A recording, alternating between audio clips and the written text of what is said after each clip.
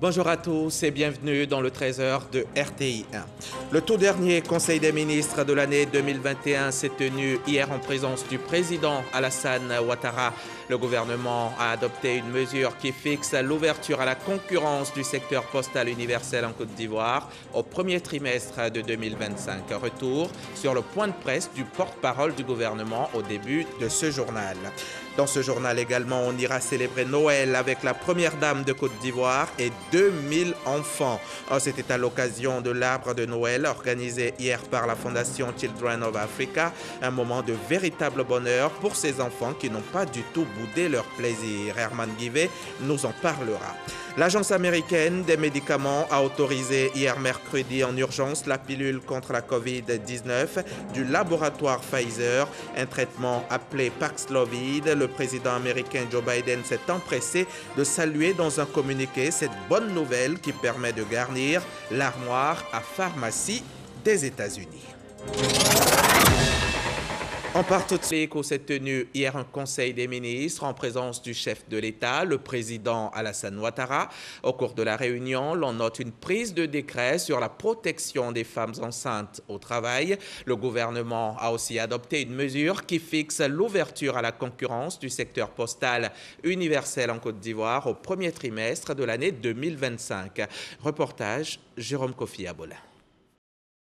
Il est le dernier Conseil des ministres de l'année 2021. Mais comme toujours, il n'a pas pris ses quartiers ce mercredi au palais présidentiel sans s'assurer que ce qu'il a de spécifique ne lui ferait aucunement défaut conformément à sa marche.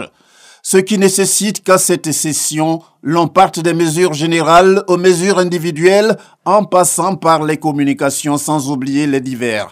À cet égard, c'est à profusion que les décisions ont été prises.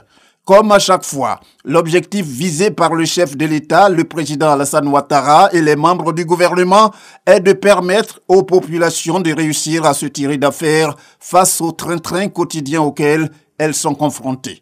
Le premier choix quant à l'essentiel de ces mesures à retenir s'arrête sur l'ordonnance portant code postal.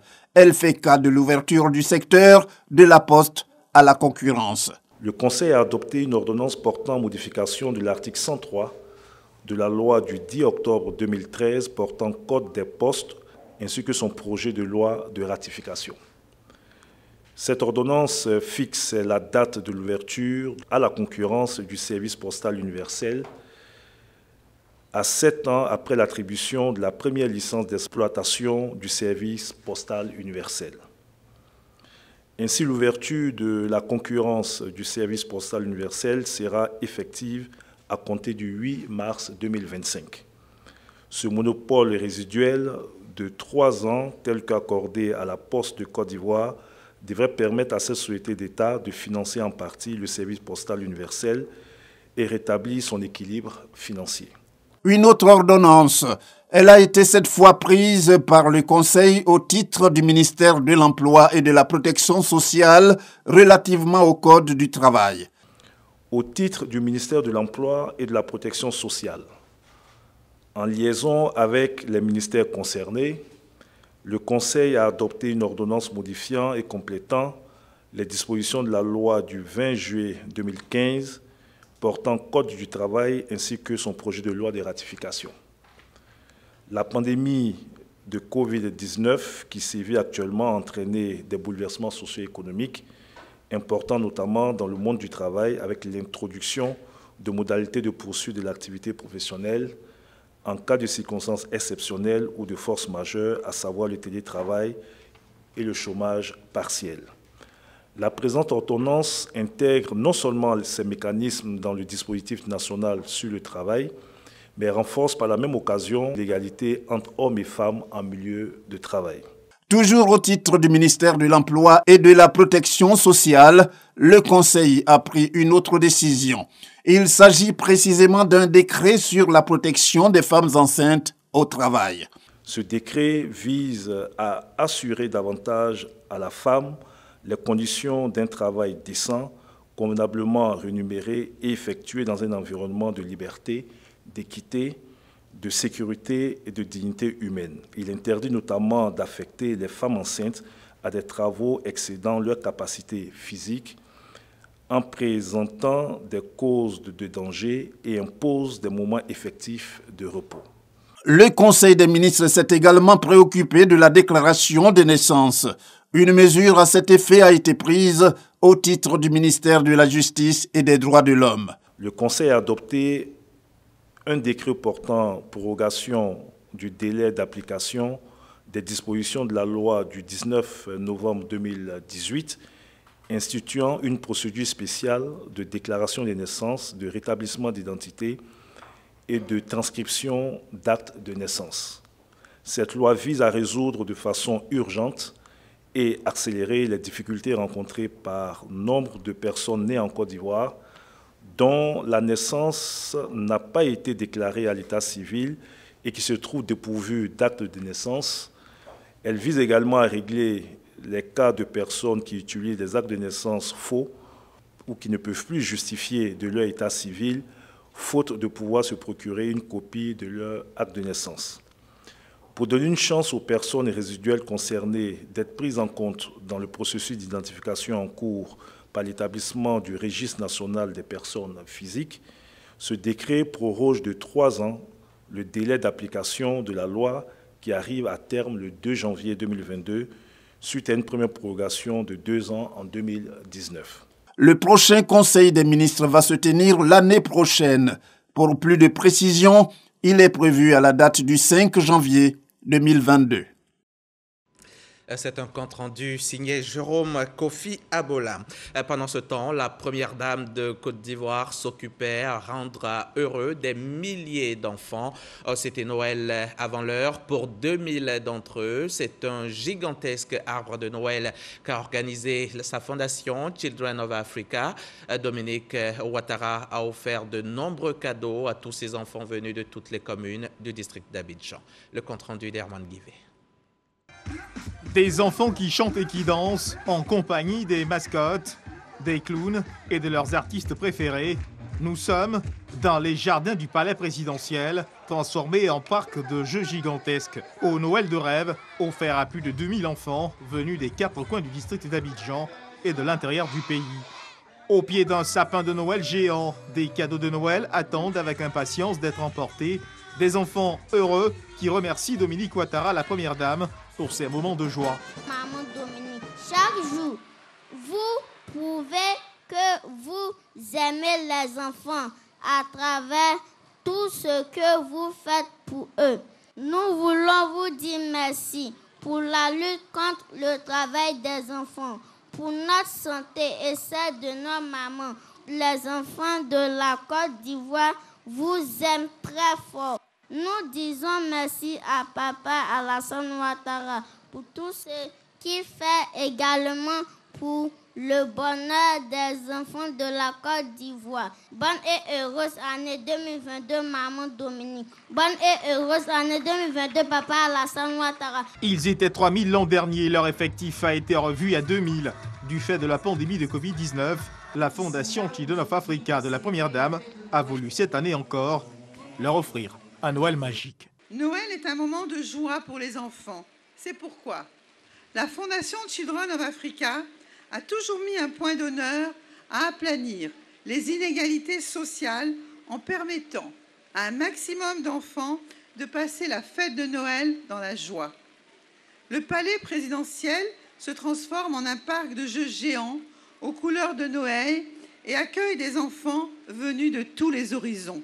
J'espère que vous profiterez de cette journée de rêve pour sympathiser avec d'autres enfants, car en plus d'être la fête du partage, Noël est véritablement la fête de l'amitié et de l'amour. Je vous demande d'applaudir très fort également les enfants de la commune d'Adzopé, qui sont cette année les invités d'honneur de l'arbre de Noël de la Fondation. Merci à tous d'être à nos côtés cet après-midi. Je souhaite à toutes et à tous de bonnes fêtes de fin d'année et un joyeux Noël 2021. Je vous remercie. Le Père Noël est là. Il arrive les bras chargés de cadeaux. Les enfants heureux ont du mal à contenir leur joie. Des arbres de Noël éclatés sont organisés à travers toute la Côte d'Ivoire pour permettre à environ 15 000 enfants de passer à un Noël de rêve, un Noël magique. Chacun d'entre eux est reparti avec un merveilleux cadeau. souvenir d'une journée magnifique. C'est la fête pour les enfants, mais cette période est aussi la fête pour des familles entières. Le ministère de la Solidarité et de la lutte contre la pauvreté se charge d'améliorer les conditions de vie de plusieurs familles vulnérables. Les équipes de Belmonde Dogo ont investi le terrain à Abidjan et partout en Côte d'Ivoire pour donner des vivres et des non-vivres aux populations qui en ont besoin. Le témoignage de Didier Nguessa. Pobwe quartier Zimbabwe, Hortense Lobo, une veuve, reçoit des vivres et une enveloppe des mains de Marie Kwadiokone, directrice de cabinet adjointe du ministère de la Solidarité et de la lutte contre la pauvreté. Comme Hortense, 3 autres ménages sont visités par la délégation. En retour, les bénéficiaires formulent des bénédictions pour les donateurs. Ces dons constitués de sacs de riz, de cartons de tomates et de cartons d'huile permettront à ces familles vulnérables de passer les fêtes de fin d'année dans la joie. Un peu plus tôt, au centre de santé urbain à base communautaire de Vridi 3, 2 organisations féminines étaient à l'honneur. L'ONG Bloom et l'Union nationale des femmes de Côte d'Ivoire ont reçu, au nom de la ministre Belmonde Dogo, des vivres et une enveloppe. C'est du sang nouveau que ces vivres-là vont apporter à notre organisme. On dit on se soigne en mangeant. Elles viennent de nous soigner. Vraiment, nous sommes contents. Des actions de solidarité qui renforcent le programme de gouvernance Côte d'Ivoire solidaire. C'est Noël pour les enfants, Noël pour les familles, mais aussi pour le village de Gbogbo dans la sous-préfecture de Méagui. Les populations de cette localité de la Nawa qualifient d'inestimable leur cadeau de fin d'année, la mise sous tension de Gbogbo. Elles rendent hommage, les populations donc, rendent hommage au président Alassane Ouattara. Depuis la région de la Nawa, le reportage de Jean-Marc Djadji.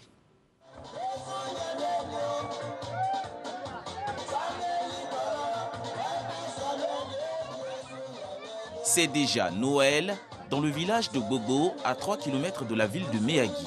C'est sous la musique du terroir que les jeunes et femmes manifestent leur enthousiasme. Les plus petits ont droit cette fois-ci à des friandises. Ce soir, la lumière apparaîtra. Ces poteaux de ligne de transmission sont déjà fonctionnels. Le village de Gbogbo vient d'être connecté au réseau électrique national.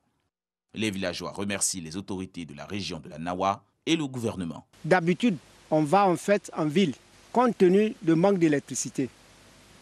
Aujourd'hui, grâce à Dieu, on a eu l'électrification. Je dis grand merci au président de la République, Alassane Ouattara, d'avoir pensé au village de Gbogbo. En cette période de fête de Noël et au vu de cette nouvelle ambiance, paysans et commerçants de Gbogbo s'activent. Il y a la lumière. Dans la fête, là, ça ne sera pas comme les autres années. Donc cette année-là, bien fêtée. Je vais préparer nyamou, nyanya, mais poisson, à quoi? À la tombée de la nuit, le constat est clair, la bourgade de Gbogbo est bel et bien éclairée et peut désormais enclencher son développement. Les villageois pourront aborder les fêtes de fin d'année dans la joie. Et c'est ici qu'on referme le chapitre cadeau de Noël de cette édition. Le chiffre du jour, c'est 384. Ils sont au nombre de 384. Ces personnels du groupement ministériel des moyens généraux du ministère de la Défense. Ils viennent d'être célébrés. Leur dévouement, leur abnégation au travail ont été récompensés. Le ministre d'État, ministre de la Défense, les a élevés dans l'ordre national, dans l'ordre du mérite ivoirien et à la médaille des forces armées. Témoignage à Boussanogo. L'État ivoirien reconnaissant envers ses soldats, 384 personnels militaires et civils du groupement ministériel des moyens généraux du ministère d'État, ministère de la Défense distingués pour leur dévouement et leur exemplarité dans la manière de servir. Ainsi, 2 ont été élevés au grade de commandeur de l'ordre national, 13 ont été faits officiers de l'ordre national, 101 officiers de l'ordre du mérite ivoirien, et 259 ont reçu la médaille des forces armées. Cette distinction émanant de la République nous exhorte plus que jamais à aller de l'avant. Nous les acceptons avec une joie empreinte d'une grande humilité.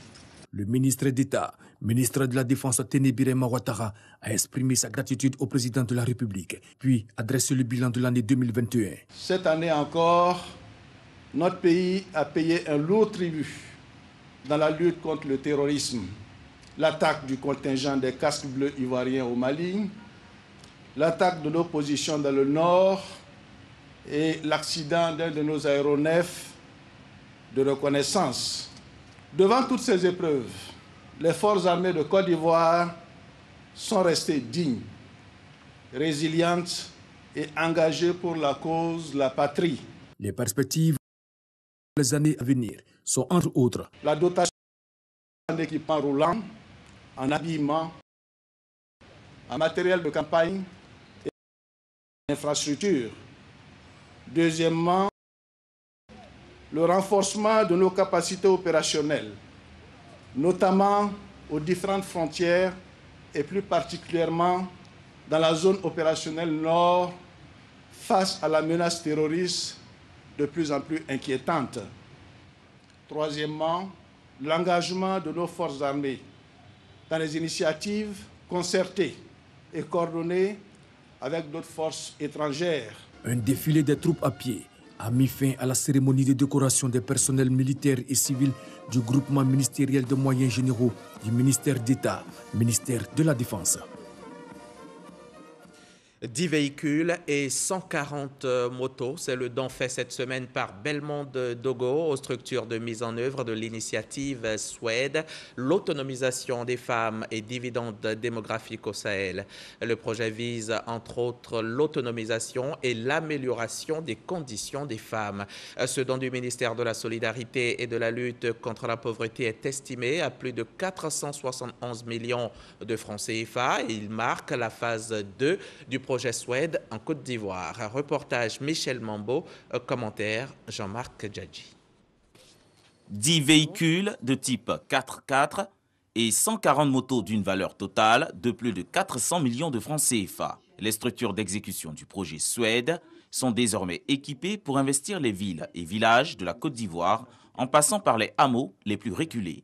Les interventions principales du Suède visent à renforcer l'encadrement et les conditions d'apprentissage des filles pour leur maintien dans le cursus scolaire, renforcer les capacités des communautés pour la promotion de l'égalité de genre et la réduction des mariages précoces et autres formes de violences basées sur le genre.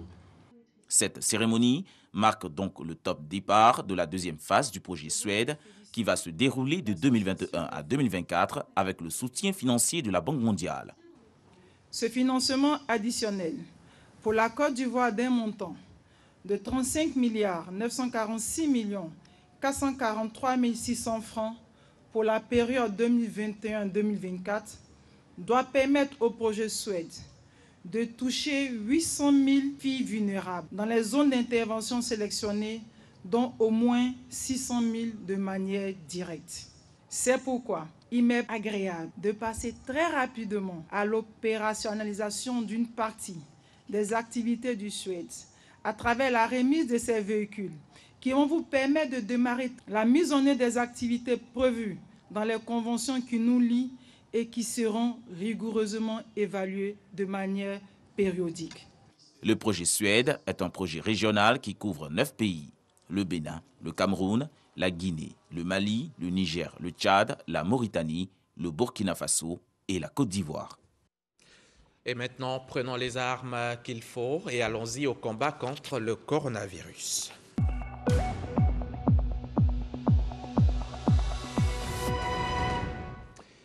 Et les armes qu'il faut, c'est entre autres le masque de protection, le gel hydroalcoolique et le vaccin. Voilà ce qui pourra nous aider à éviter le monstre Covid. Un monstre qui poursuit sa sale besogne, tué, affecté. Hier, mercredi, il a encore touché 247 personnes, ce qui porte à ce jour à 62 583 le nombre total de malades Covid en Côte d'Ivoire depuis mars 2020. 706 personnes en sont mortes depuis. Et je le répète encore, les gestes barrières et le vaccin, c'est la solution. L'autre bonne nouvelle dans cette lutte contre le SARS-CoV-2, c'est un nouveau traitement mis en place par Pfizer. C'est une pilule contre le coronavirus appelée Paxlovid. Ce médicament antiviral vient d'être utilisé en urgence, autorisé en urgence par l'Agence américaine des médicaments. Il pourra être administré aux patients à haut risque âgés de 12 ans et plus. La Maison-Blanche entend se procurer 250 000 traitements dès janvier et 10 millions au total. De retour ici en Côte d'Ivoire, on referme la page Covid et on va à Marabadiassa, au centre de la Côte d'Ivoire, département de Béoumi. La localité abritera bientôt un centre de transfert de technologie et de formation en aviculture. La bonne nouvelle, c'est que les travaux démarrent incessamment. La pose de la première pierre a été faite cette semaine par le ministre des Ressources animales et halieutiques. Kwadio Kwame, RTI Boaki. Marabadiassa, département de Béoumi. Cérémonie de pose de la première pierre d'une école d'aviculture, le Centre de transfert de technologies et de formation en aviculture, CTTFA. Ce centre comprendra un laboratoire de santé animale, LSA, des salles de cours, une résidence d'étudiants, un réfectoire, des fermes d'application, un abattoir, une administration, le tout sur un site de 43 hectares. Il recevra chaque année environ 15 à 20 étudiants de niveau licence des universités et grandes écoles ivoiriennes qui continueront pour atteindre le niveau master et seront de grands spécialistes du secteur avicole dans tous les domaines qui concernent l'élevage de volailles, dont la nutrition animale et la santé aviaire. Le centre offrira également chaque trimestre une formation de pointe et continue aux opérateurs de la filière. Le développement est en fait chez vous. Il va s'accentuer avec de nombreux projets que le président Alassane Ouattara a initiera et continuera d'initier pour vous, pour le bonheur, certes, de la sous-préfecture, du département, de la région, mais de la Côte d'Ivoire. Toujours à Béoumi, mise sous tension du village d'Assengou-Ngoutran. Assengou-Ngoutran fait partie des 3 villages à avoir reçu l'électricité dans le département de Béoumi depuis 1972.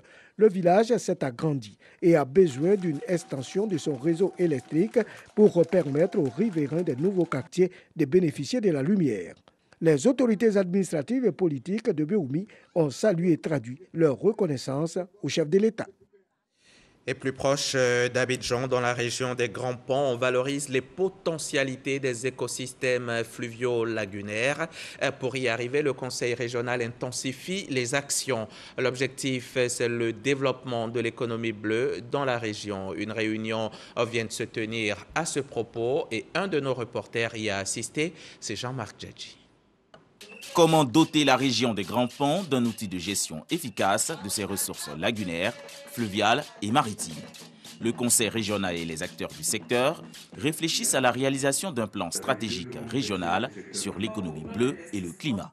Cela va nous permettre d'avoir des données au plan économique, au plan de protection de l'environnement, d'autant que cette région est sujette à des agressions dues aux pollutions, différentes pollutions, que ce soit par les pesticides ou par l'exploitation, la surexploitation, l'exploit de nos eaux, de la lagune, la mer, du Bandama et de toutes les eaux qui arrosent, n'est-ce pas, donc notre région. À cet atelier, les potentialités et les opportunités liées à l'économie bleue et au climat dans la région ont été présentées. L'économie bleue est l'ensemble des activités liées à l'eau et qui génèrent des emplois viables tout en préservant les écosystèmes marins, fluviaux et lagunaires. On quitte les Grands Ponts, on va maintenant aller tester le système de sûreté et de sécurité de Petrosi. Un exercice d'attaque terroriste et de sabotage des installations qui a pour but de tester la capacité des parties prenantes à réagir en cas d'incendie. Une simulation donc d'attaque terroriste et de sabotage de ces installations. Et cette simulation s'est déroulée sur le site de l'emprise de l'entreprise Avridi commune de Port-Boué. Ce fut un réel succès. Compte rendu, Cheikh Kone Aboubakar. Une attaque terroriste sur le site de Petrosi à Pointe-Mette de Frédéric-Canal dans la commune de Port-Bouilly vient de déclencher un feu. Une alerte du premier témoin a permis de neutraliser les terroristes, puis la maîtrise totale du feu. Ils sont venus sur le site de l'appartement donc procéder à un sabotage de nos installations et donc ouvrir une vanne qui était sectionnée. Malheureusement, il y a eu également fuite d'essence. Ceci est un exercice de simulation régulier institué par Petrosi pour tester son système de sûreté et de sécurité.